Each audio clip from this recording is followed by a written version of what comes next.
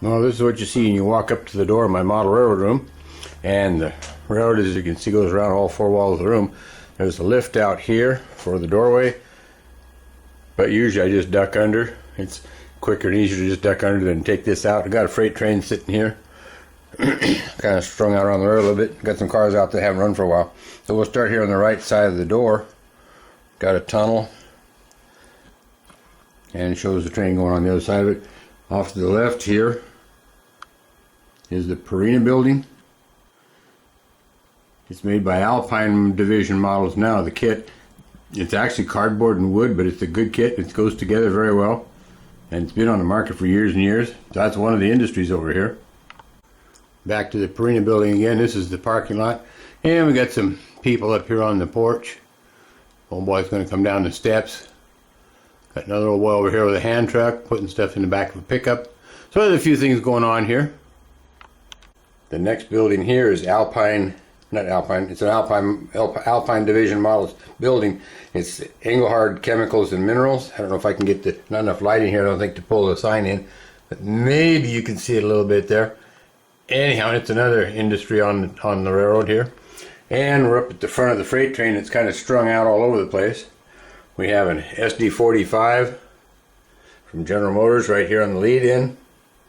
And behind the SD45 are two SD40T-2s.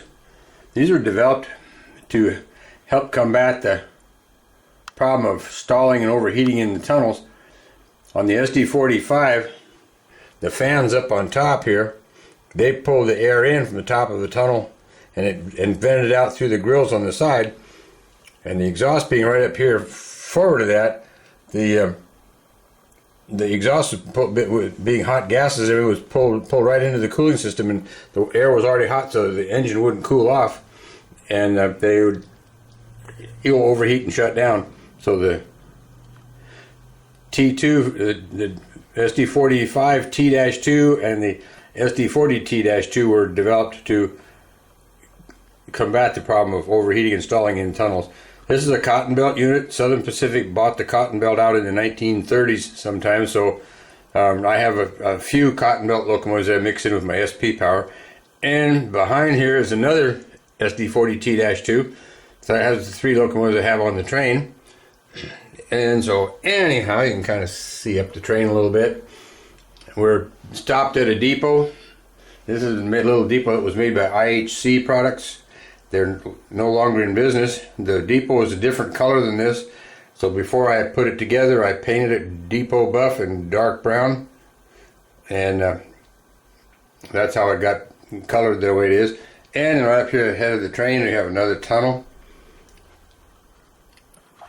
The tunnel and mountains and stuff were made out of insulating foam and packing foam. And then after the foam part was put together, it was covered with hydrocal plaster put on with a paintbrush. The plaster was made thin enough that I could work it with about a 1.5 inch paintbrush, and then once the plaster was dry, then I colored it using artist's acrylic colors made into a wash. Put them in a jar, like a small peanut butter jar with about 3/4 full of water, and add about a line of paint about 1 inch long on the inside of the cap.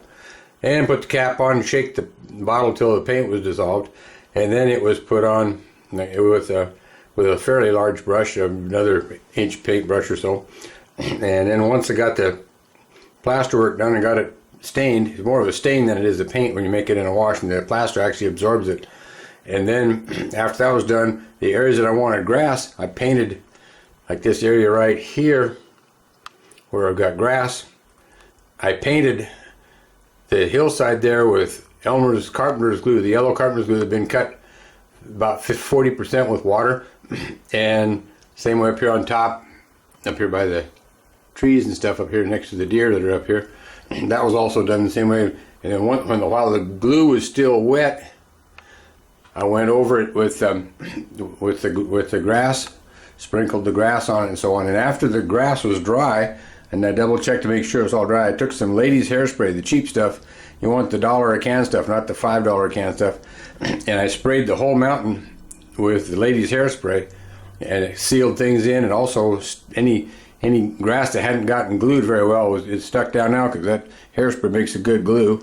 So anyway, that's kind of how that was done. And this area over here the same way coming down the hill, and this small area here, all the areas with grass and stuff on them were finished up with hairspray after the glue was dry. And we're back here in the corner again. Just back out a little bit so you can see the whole corner of the room. Now part of that is of course painted on the ceiling, or on the wall, and the walls are actually a light blue, but for some reason they always show up gray in photos. Haven't figured out that one.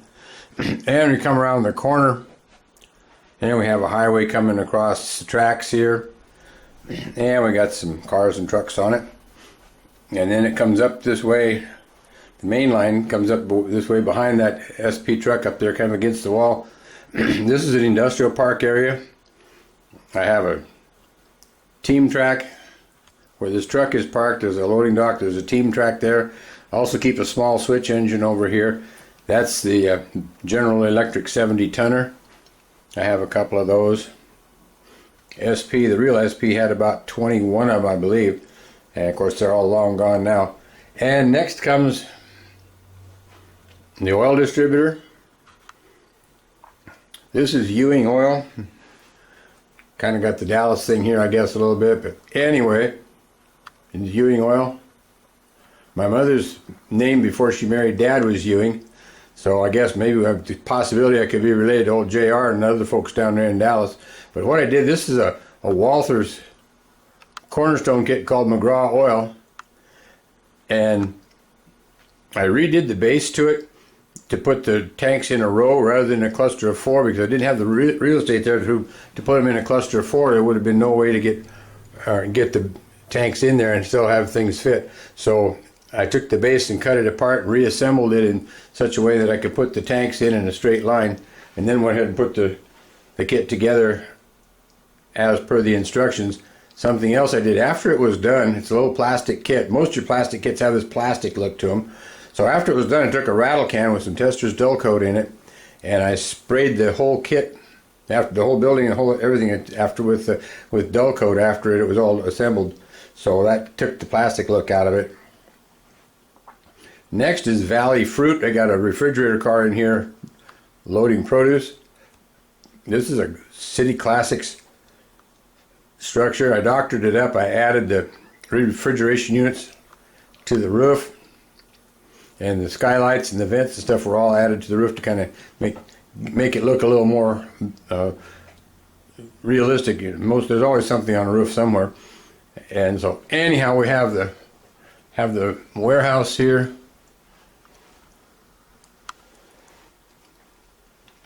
And we got the employees parking lot here in front.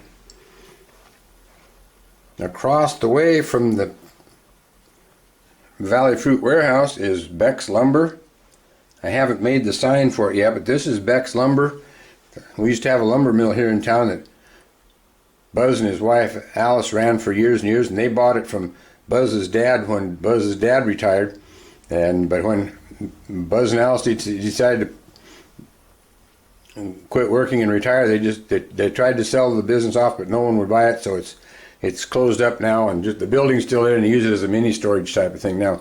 But anyway, this is Beck's Lumber, and I still have to make a sign for it. I'll probably put the sign probably right over here next to the road somehow. But anyway, Beck's Lumber here in town did not get lumber by rail. All their stuff came in by truck, unfortunately. But anyway, that's a little bit about the lumber yard there. And behind the lumber yard, we got some more scenery. This is the insulating foam, packing foam operation, again done exactly like the other area was done. And then come out here, there's a small farm. The farmhouse was made by IHC, who is no longer in business. I did add the vent and the chimney to it. When you get the kit, there's no chimney and there's no vent for the plumbing, so I added that to make the roof look a little bit better. Down on the front porch, I don't know if I can pull this in or not. I'll give it a shot. If you look real, whoops.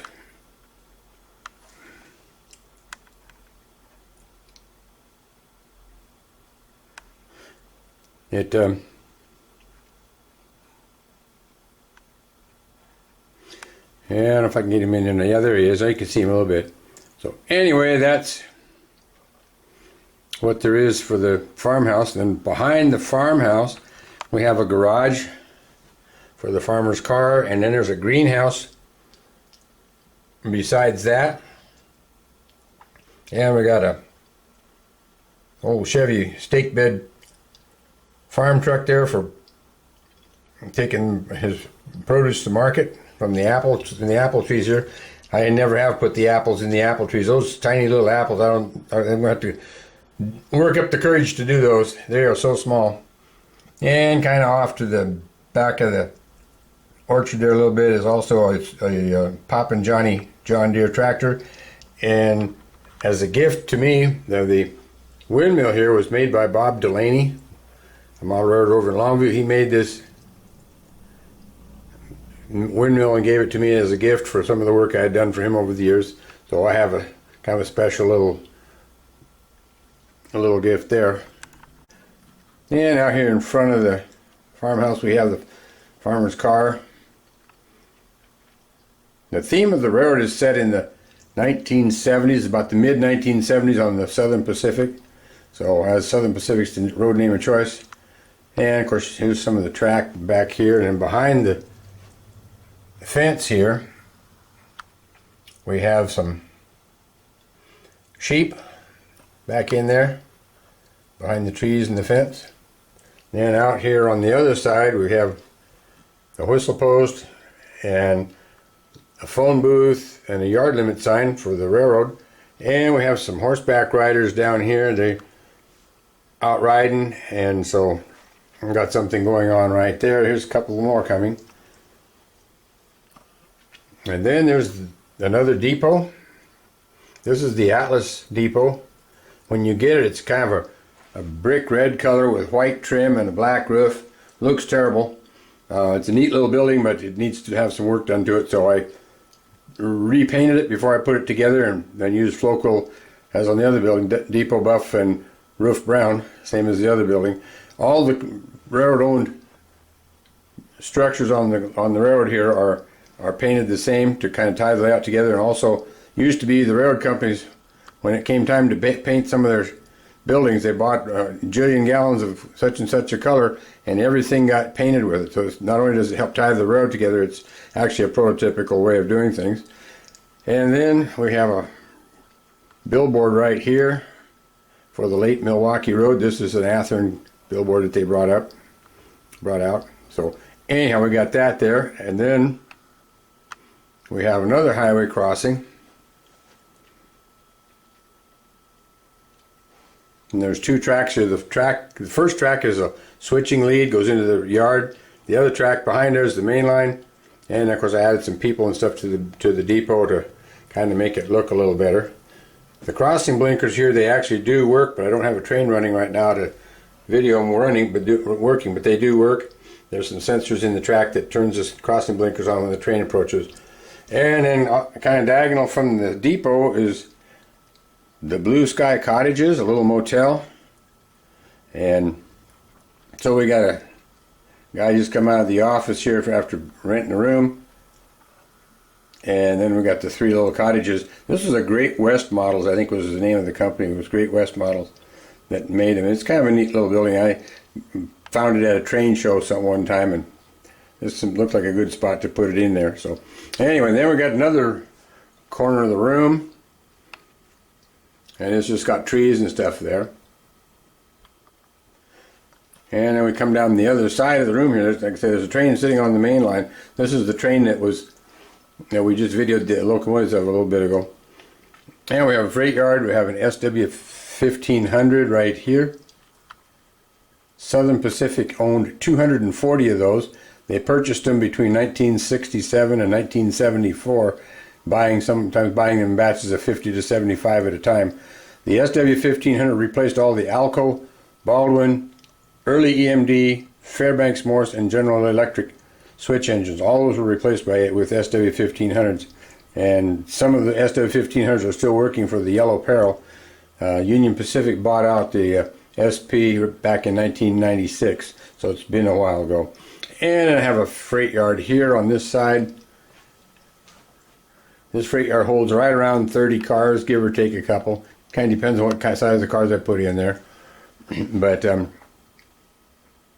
that's the freight yard. There's 4 tracks in there. And you can look down the ladder here and see all the tracks how they branch off.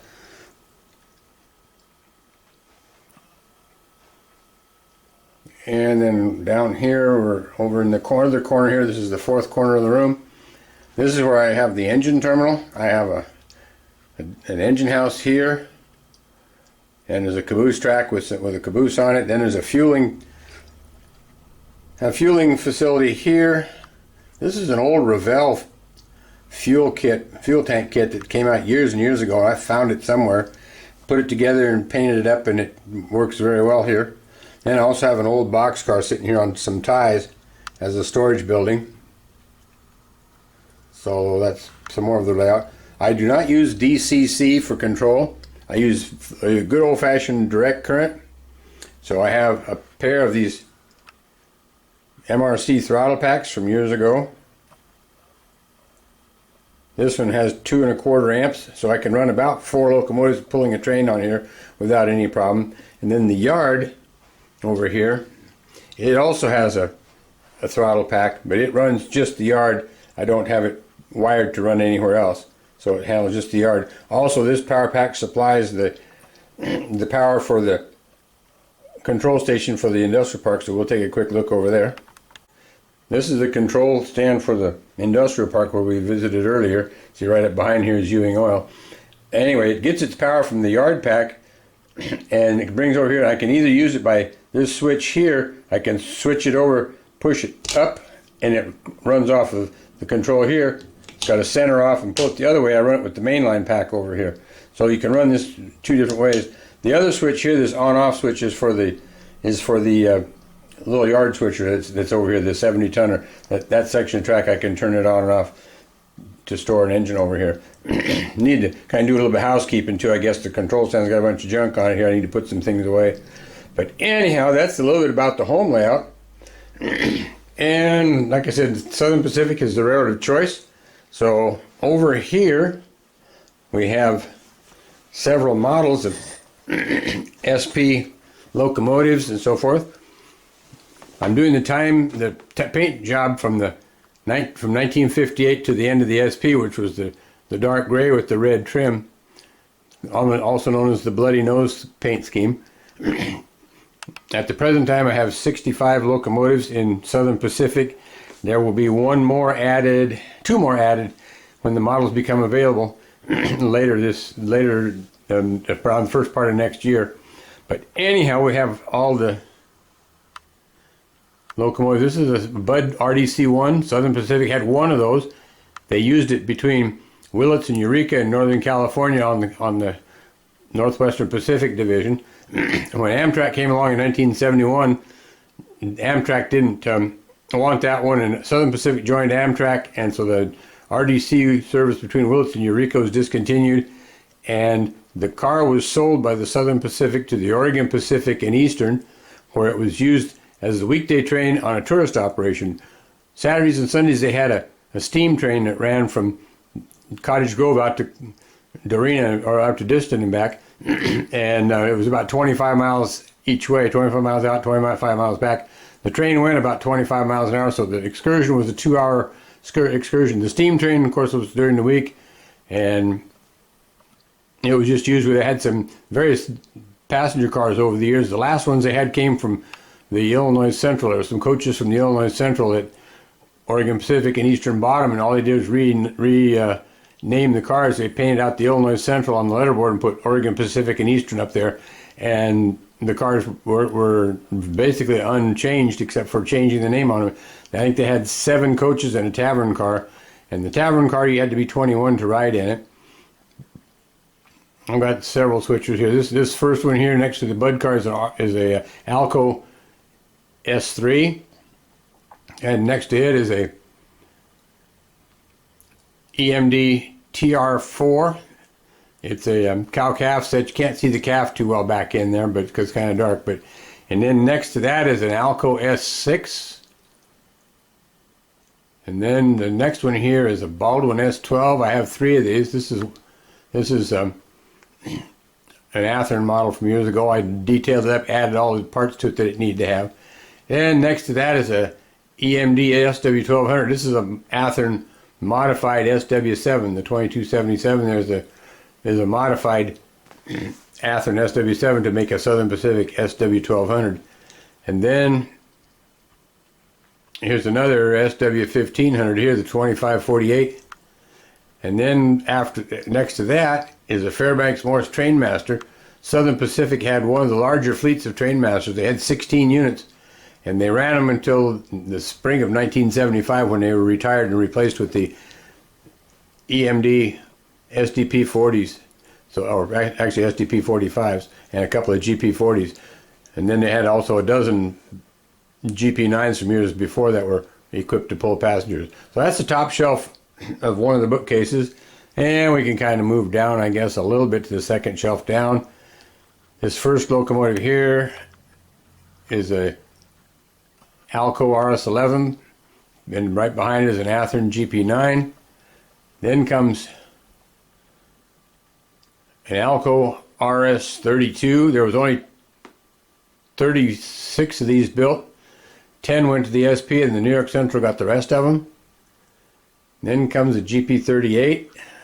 SP ended up with a bunch of those. They bought 44 originally, and they ordered some more later on. I don't remember how many they actually had by the time all the dust settled. But they had quite a few of the GP38-2s.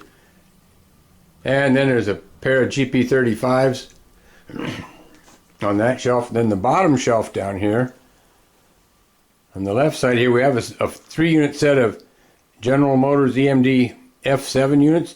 There's 2 cabs with a booster unit in between. All 3 of those are powered. And then behind those, on the next track over, is a set of Alco PA passenger units. There's an ABA set of those too, and they're all powered. Those are Proto 2000s. They run very, very nice, and they pull way more than they need to for a passenger train, but they'll pull everything you could ever put behind them. And then we're going to go up here to the other bookcase right over here in a second. And here's the other bookcase. We have a SD40T-2 right here, a couple of them. And then to the right of those is 2 GP40Xs.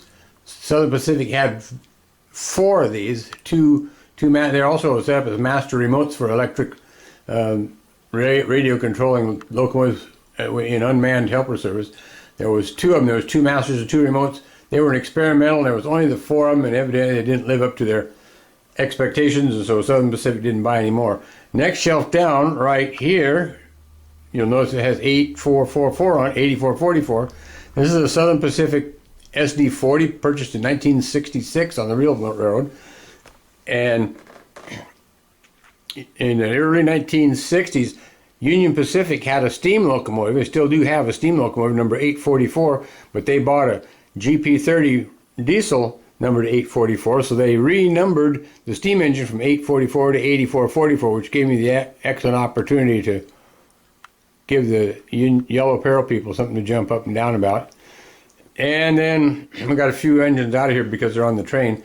This is a U30C. Southern Pacific had 38 of these. Of course, they're all long gone now. And then on the next shelf down, we have a pair of SD45s. The third one is on the train. And behind that is a General Electric U33C out front here. Southern Pacific owned the largest fleet of not only the SW1500s, but also the U33Cs. They had 212 U33Cs. They've all been retired now. They're long gone. And down on the bottom shelf here, I have to kind of lean out a little bit here, I guess. The white locomotive down here in the bottom is an SD45 T-2 from the Cotton Belt.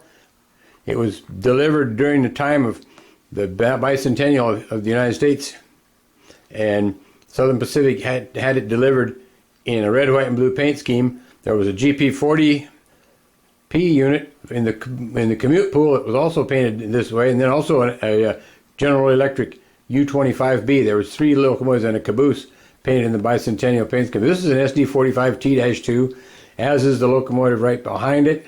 It's also an SD45T-2. And down here in the front is a cab forward. This is an old AHM model that I've had for eons. I was surprised how well it pulled. I put a 30-car train behind it and it pulled them, so I pulled the cars. That was rather interesting. It's an old AHM from many moons ago. Southern Pacific had about 250 cab forward locomotives. All but one were cut up for scrap. There's the 4294, which is the model I have here, 4294, is now at the Railroad Museum, the California State Rail Museum in Sacramento, California. So anyhow, that's a little bit about the SP motive power. And this is the overflow of the SP power on this shelf right here. I've got more Southern Pacific power here. The gaps are because that's the locomotives I have up on the railroad itself, on the train. So that's why. But otherwise, if it wasn't for that, the gaps in the red-nosed elephants here would be filled in. So anyway, altogether, I believe I have 65 locomotives in Southern Pacific right now. Now, directly above that is my Great Northern collection, most of it. The Great Northern ran between Seattle, Portland, and Chicago and St. Paul, with a connection with the Burlington to connect to the run to Chicago.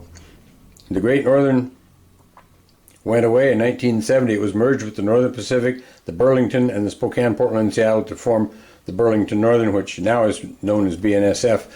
So, but anyhow, this is the collection of the Billy Goats, most of them, but I have a few others besides these. And here's that freight train running, and we're going to make the blinkers blink. There's the crossing blinkers working.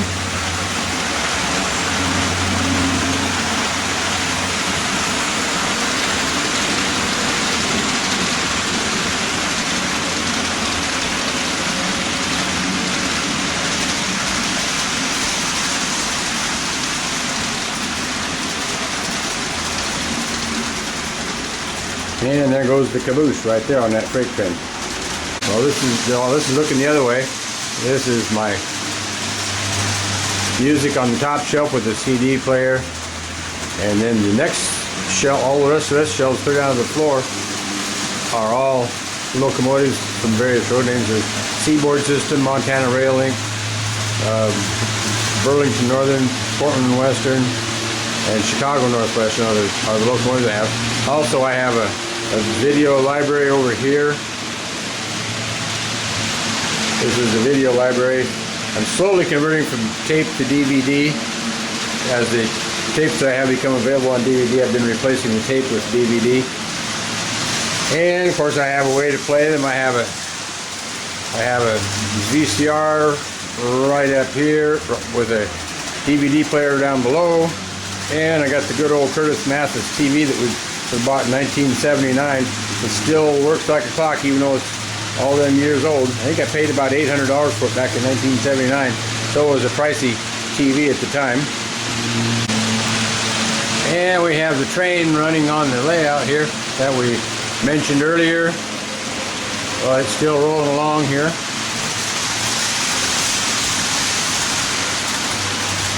I think I've got 29 cars in the caboose on it, if I remember right.